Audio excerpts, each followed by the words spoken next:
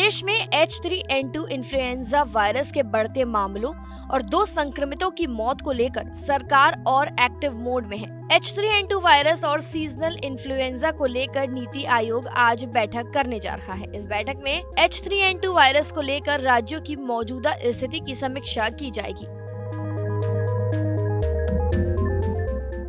H3N2 virus को लेकर सरकार अलर्ट।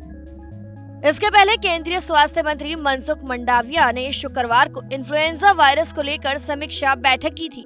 बैठक के दौरान स्वास्थ्य मंत्रालय ने सभी राज्यों को वायरस को लेकर एक एडवाइजरी जारी की। केंद्र सरकार ने सभी राज्यों को वायरस को लेकर अलर्ट पर रहने को कहा है। वायरस को लेकर नीति आयोग करेगा बड़ी बैठक।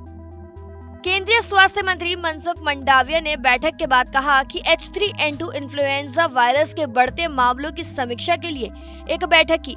राज्यों को अलर्ट पर रहने और स्थिति की निगरानी के लिए एडवाइजरी जारी की गई है। भारत सरकार स्थिति से निपटने के लिए राज्यों के साथ काम कर रही है और सार्वजनिक स्वास्थ्य उपायों को बढ़ा रही है।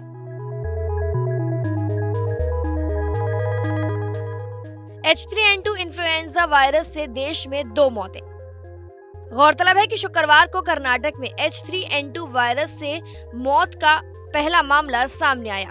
मिली जानकारी के अनुसार कर्नाटक के हासन जिले में वायरस से एक बुजुर्ग की मौत हो गई। इस बारे में जानकारी राज्य स्वास्थ्य कमिश्नर संदीप ने दी। 82 वर्षीय मरीज पिछले कुछ दिनों से बुखार, सर्दी और गले की समस्या से जूझ रहा था, जिसकी बीते दिनों मौत हो गई। वहीं अब राज्य के जिलों में H3N2 वायरस के मामले बढ़े हैं।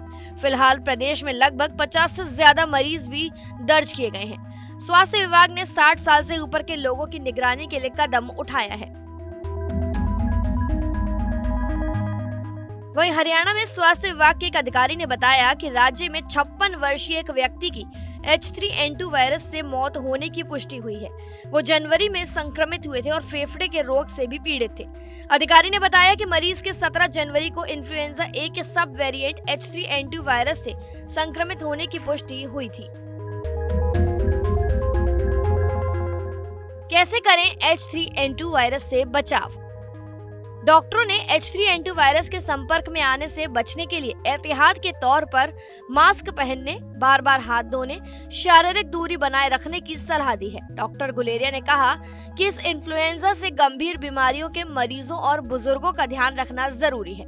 इसके लिए टीकाकरण करवाएं। साथ ही इंडियन मेडिकल एसोसिएशन ने इस वायरस को मौसमी बुखार करार दिया है। IMA संक्रमित व्यक्ति को एंटीबायोटिक्स लेने से बचने की सलाह दी है। H3N2 वायरस का इलाज।